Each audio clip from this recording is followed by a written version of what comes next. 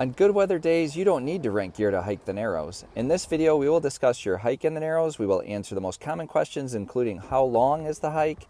Stay until the end as we will help you know when it is safe to hike the Narrows. Let's get started. First, how are you feeling right now planning for Zion National Park? Are you filled with anticipation? Are you a little worried about the big trip? We're here to help you have a great adventure.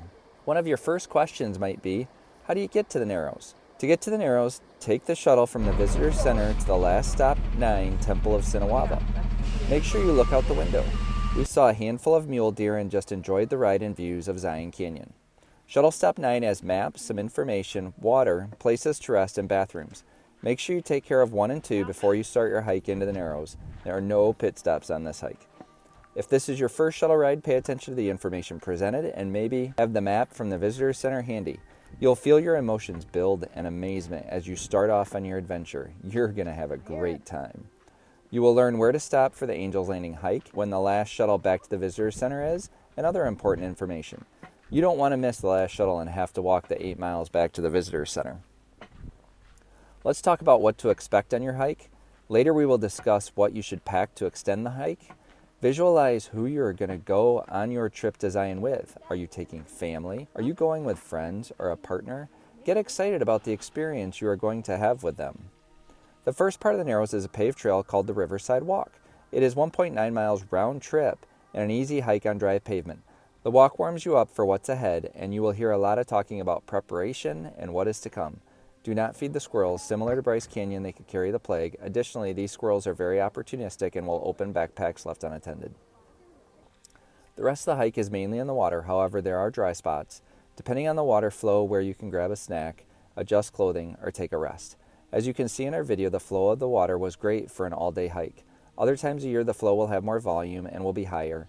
You should research the water flow, the day and season of your hike. For context, when we hiked, the water flow was 30 cubic feet per second. As you can see here, the water was reasonable and maybe on the low side, which was great for us. Our 9-year-old daughter and older boys hiked very well in the water. However, any additional volume would have made it difficult and we would have hiked fewer miles. On average, the spring season tends to have higher flows. Rains throughout the area will also cause the flow to increase. You should always check the weather the day of the hike to learn about any rain in the forecast. If you see any chance of rain within 50 miles of Zion National Park, talk with the park rangers and make an informed decision. You want to eliminate the risk of being in the middle of a flash flood. We will put a link in our description of the website that shares the flow of the Virgin River so you can see how strong the river is the day you plan to hike. Don't forget to look up during your hike. It's really important to pay attention to your footing in each step. Pause often though and take in your surroundings. Every turn is a new wonderful view.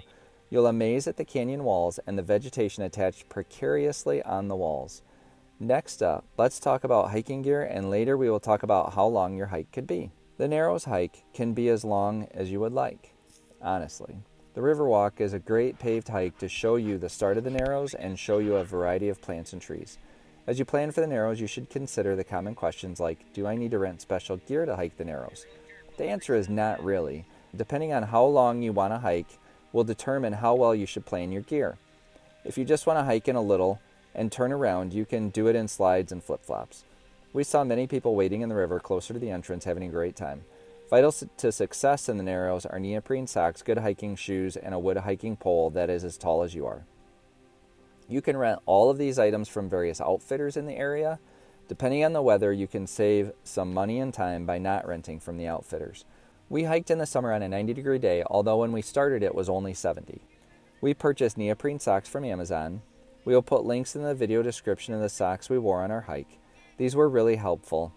They were comfortable in our shoes and kept our feet warm. The water is cool. When you first step in, it feels cold. Over time, the water can chill you as well. The socks were a great $10 to $20 investment. Let's talk about hiking poles next, and after that, we will discuss how to plan your clothes. Wood tree branches are as effective as the wooden poles you can rent at the outfitters. Long wooden sticks are even left by previous hikers at the end of the river walk at the entrance to the Narrows.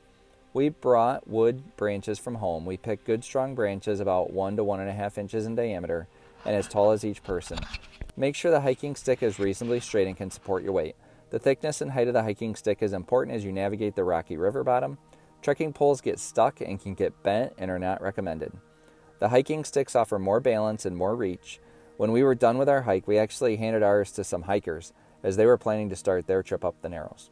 On busy days, expect these donated sticks to be all in use by other hikers and consider bringing your own or showing up early.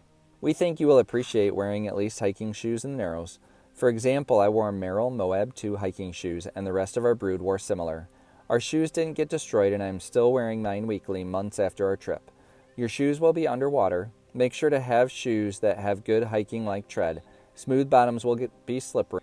Also make sure to double knot your laces so that you don't end up untied in the water. What should I wear when hiking the Narrows?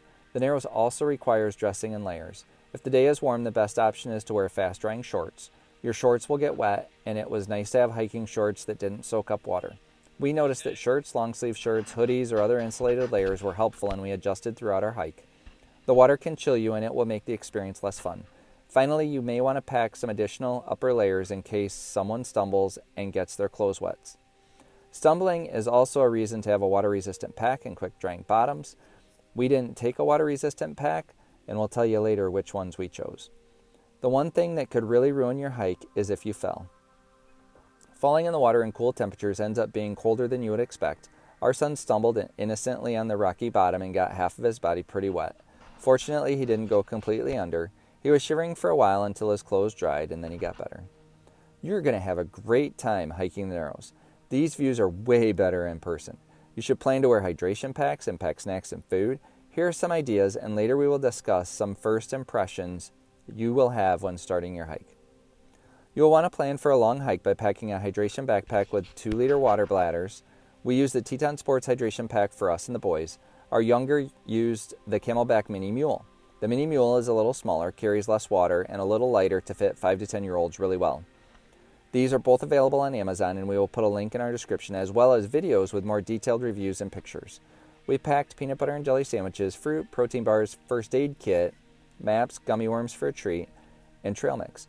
We made it about 4.5 to 5 miles until we chose to turn around and hike back. When you hike that far, you will see amazing beauty. We enjoyed the colors of the rocks, plants, and trees. You will see Wall Street and towering canyon walls. Depending on the day, the sun will cast light and shadows for amazing views and photos. The beauty of this hike is that every turn provides something new, and you can turn around for your time and ability. Our hike took about 4 hours from start to finish. Tell us in the comments why you are looking forward to the Narrows. You will have an excitement as you reach the river. How long has this hike been on your bucket list? We dreamed of this hike for 4 years. The first time we planned for Zion was in 2020.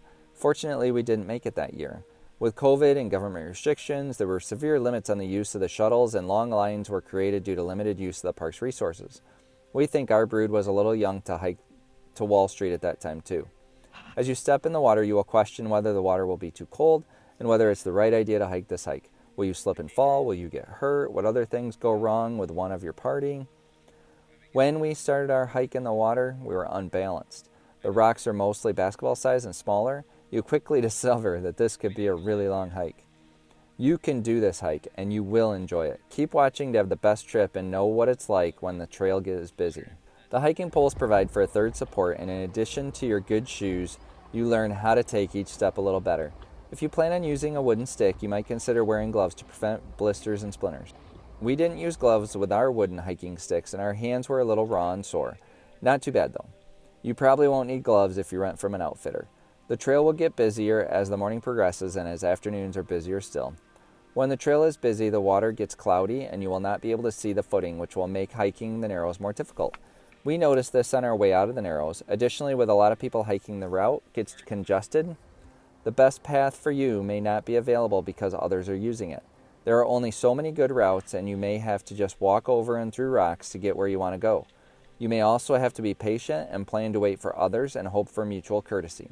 At one point, we noticed that our hiking got better and our awkwardness went away as we hiked. As we finished the hike, we felt like experts compared to those just starting out.